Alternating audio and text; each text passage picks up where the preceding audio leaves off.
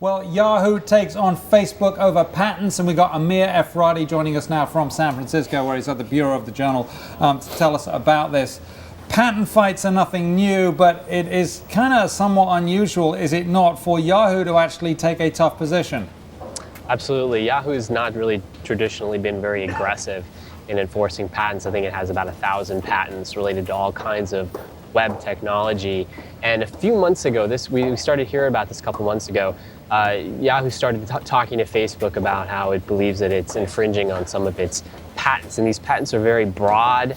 And Yahoo believes that they cover things like Facebook's news feed, which is all about showing what people are sharing with each other and all the different activities that they're doing on Facebook. Yahoo believes that it kind of came up with that concept and patented that kind of concept.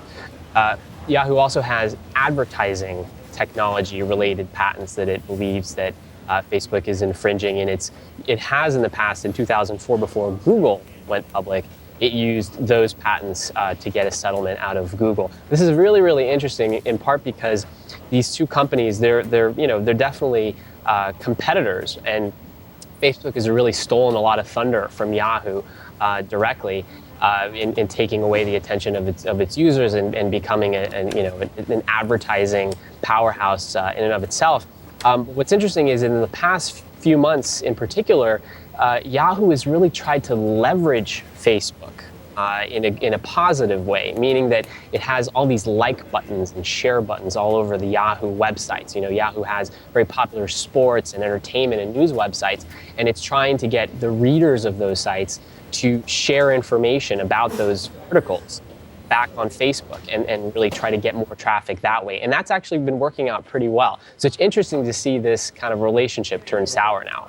So Amir, this is Scott Thompson's first big move as CEO, or does this predate him? And can you talk about the influence of outside shareholders in a proxy fight here?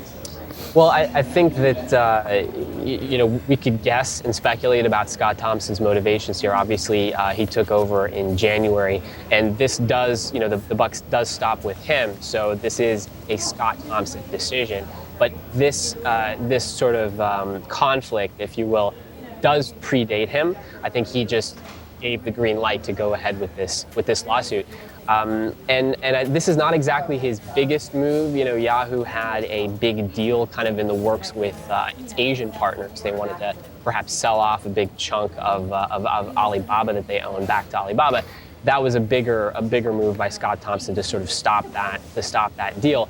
But this is a very, very unpopular move here in Silicon Valley. You've got a lot of VCs and a lot of bloggers who are very, very upset at Yahoo. They feel like some unspoken line has been crossed. But I think this is also a way for Scott Thompson to show, hey, we're tough. We're going to fight for our rights. We're going to, show people that we still have the stomach for a good fight. So it's a really, really interesting dynamic. Yeah, you had a former Yahoo board member, Eric Hippo, tweeting today. I think he said, "You're dead to me."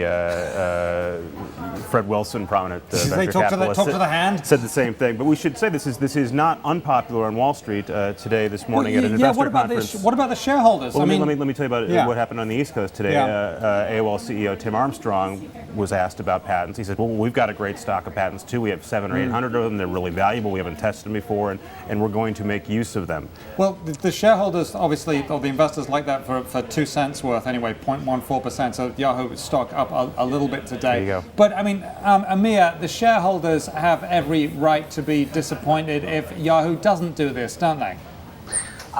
That's a good point, but I think and they're the people providing the money. The counterpoint here is that, you can sue everyone you want and you can get into these protracted fights.